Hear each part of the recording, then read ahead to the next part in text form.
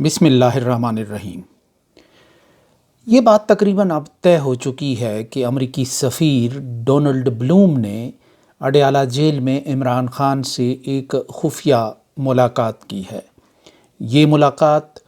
ان ملاقاتوں کے اس سلسلے کا حصہ تھی جس میں انہوں نے سابق وزیر اعظم میاں نواز شریف، یوسف رضا گیلانی اور آصف علی زرداری سے ملاقاتیں کی تھیں۔ اس ملاقات کی خبریں تو کچھ باہر آ رہی تھیں، لیکن اس کی تصدیق نہ تو امریکہ کی طرف سے ہو رہی تھی اور نہ عمران خان کے ذرائع اس کی تصدیق کر رہے تھے۔ اڈیالہ جیل میں عمران خان سے ملاقات کے بعد ان کی بہن علیمہ خان نے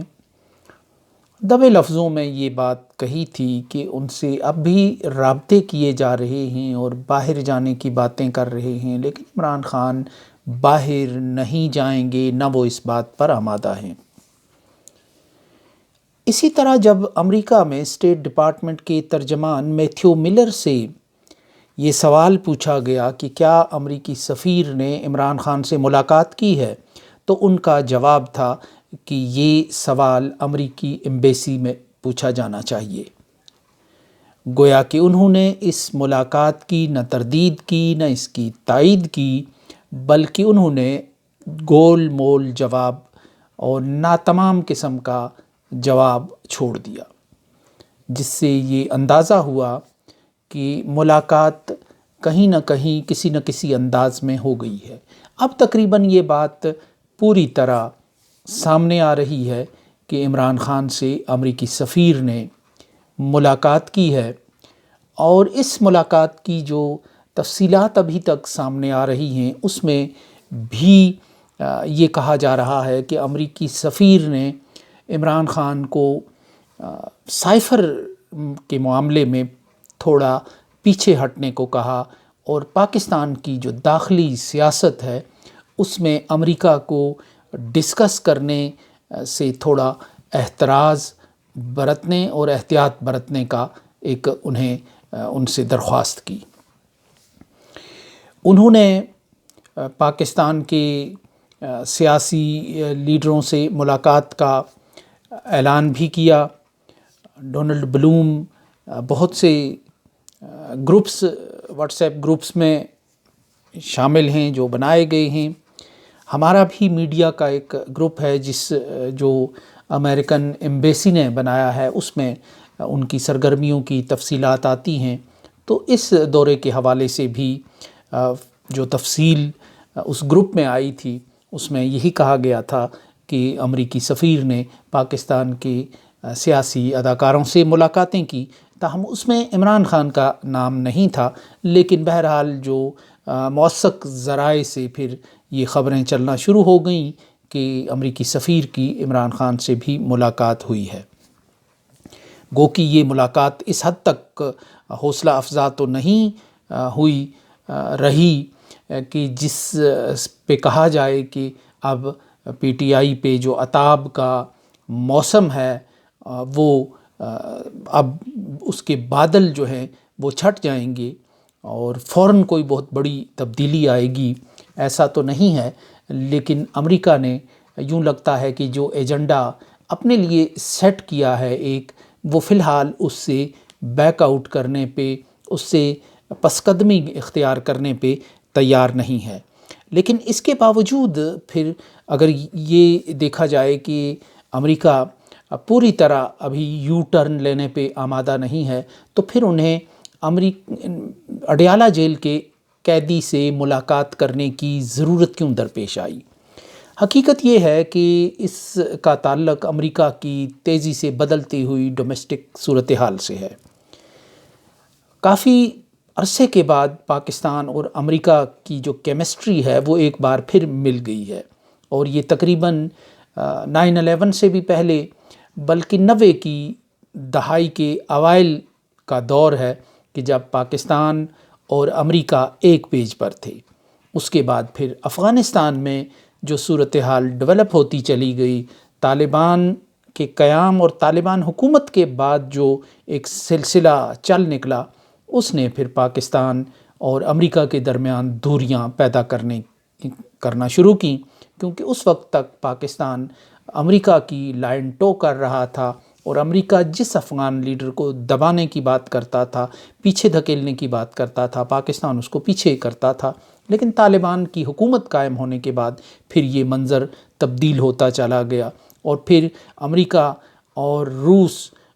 اور دوسری جو طاقتیں تھیں وہ شمالی اتحاد کی حمایت کے نقطے پر ایک پیج پر آ گئیں، اور یہ بڑا دلچسپ منظرنامہ تھا، اور بھارت بھی اس میں شامل ہو گیا تھا۔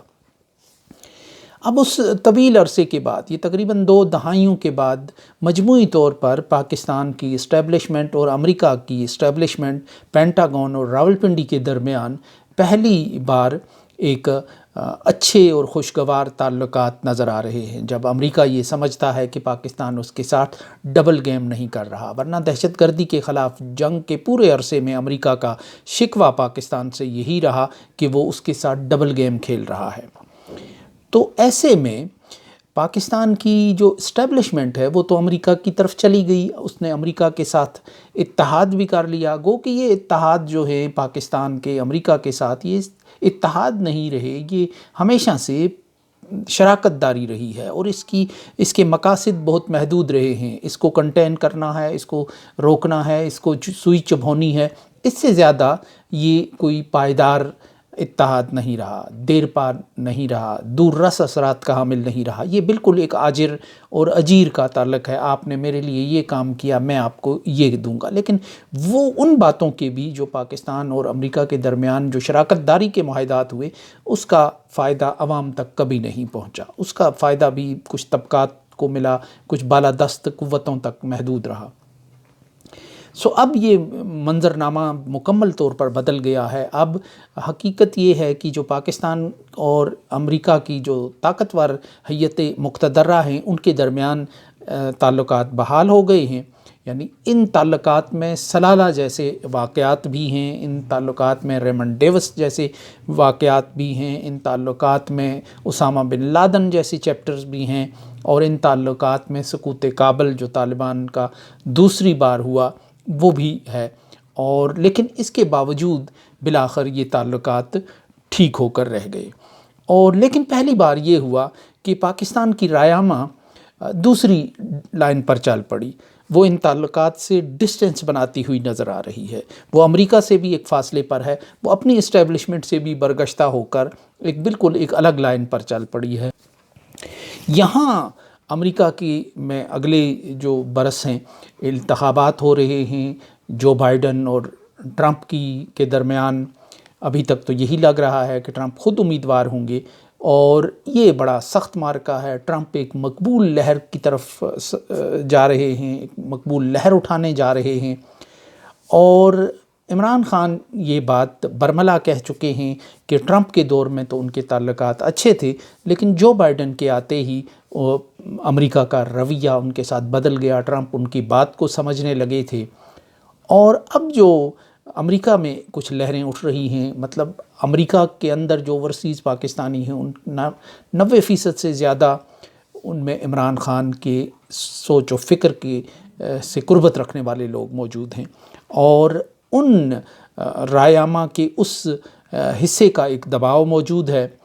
اور اب پاکستانیوں سے بھی بڑھ کر بات نکل گئی ہے کہ مسلمان دنیا میں جو مسلمان ہیں امریکہ کے، اور مسلمانوں کے باقی جو معاشرے اور ممالک ہیں، اس میں بھی عمران خان کی ایک مقبولیت بڑھ گئی ہے۔ اس وقت اگر دیکھا جائے تو بہت سے سرویز ایسے آتے ہیں کہ جس میں کسی عالمی مسلمان لیڈر کی جو مقبولیت کے سروے کیے جاتے ہیں، اس میں عمران خان پہلے نمبر پر آتے ہیں۔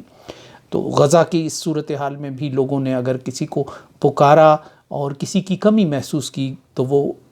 عمران خان ہی تھا، کہ سوشل میڈیا پر ہم دیکھتے رہے فلسطین کے لوگ، دوسرے مسلمان ملکوں کے لوگ یہ کہتے رہے کہ عمران خان کو رہا کرو، کیونکہ غزہ کے لوگوں کو ایک مضبوط آواز کی اور مضبوط وکیل کی ضرورت ہے۔ اب صدر ٹرمپ جو سابق صدر ہیں، انہوں نے 2 بار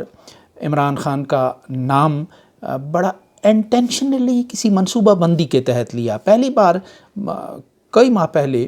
ٹرمپ ایک تقریب میں یا ایک نجی قسم کے فنکشن میں بیٹھے ہوئے تھے جہاں کسی نے ان سے عمران خان کی بات کی، تو اس نے بڑے معصومانہ انداز میں کہا خان کو کیا ہوا، کب گرفتار ہوا، وہ تو اچھا آدمی تھا، میری تو اس کے ساتھ اچھی بن رہی تھی۔ اور یوں وہ ایک عمران کارڈ کھیلتے ہوئے نظر آ رہے تھے اس میں امریکہ کی سیاست میں۔ دوسری بار پھر انہوں نے حال ہی میں چند ہی دن پہلے ایک انتخابی جلسے میں عمران خان کا ایک گول مول انداز میں ذکر کیا، اور قاسم سلیمانی کے قتل کی جو ہلاکت کا واقعہ تھا اس کو جوڑ توڑ کر کے ایسا لگ رہا تھا کہ پوری بات تو کسی کو سمجھ نہیں آئی، لیکن عمران خان بڑا زبردست آدمی ہے، اور جب میری ان سے بات ہوئی تو قاسم سلیمانی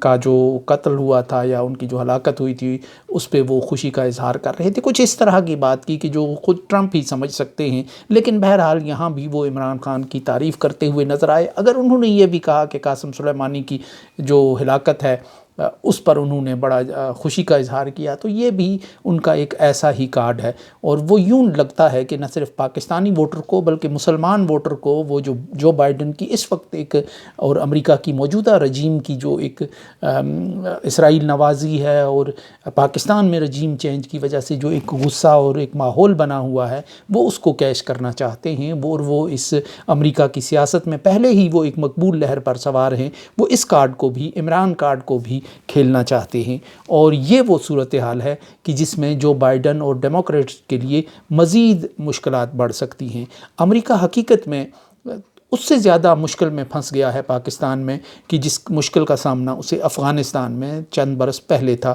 کہ وہ اسے باہر نکلنے کا راستہ ہی نہیں مل رہا تھا۔ امریکہ پاکستان کی اسٹیبلشمنٹ کے ساتھ اچھے تعلقات بنا چکا ہے، ایک صفحے پر آ چکا ہے، لیکن رائے میں اس کا امیج ٹھیک نہیں ہو رہا، اس کی جو حیثیت اور حقیقت ہے اس کے بارے میں بڑی مخالفانہ رائے موجود ہے۔ تو ایسے میں یہ بات صاف نظر آ رہی ہے کہ امریکہ کو پاکستانی رائے عامہ کے اس دلدل سے نکلنے کے لیے ایک این آر او کی ضرورت ہے، اور یہ این آر او اسے صرف عمران خان ہی دے سکتا ہے۔ امریکہ اس وقت عمران خان کو کچھ دے سکتا ہے یا نہیں دے سکتا، لیکن عمران خان سائفر کے بارے میں اپنی جو لے ہے وہ اس کو دھیما کر کے، اپنے سر کو دھیما کر کے اس وقت امریکہ کو پاکستانی رائے عامہ کے اندر اور امریکہ میں مقیم پاکستانیوں اور بڑی حد تک مسلمان رائے عامہ کے اندر ایک این آر او دینے کی پوزیشن میں ہے، اور یہی ان ملاقاتوں کا فوری مقصد نظر آ رہا ہے۔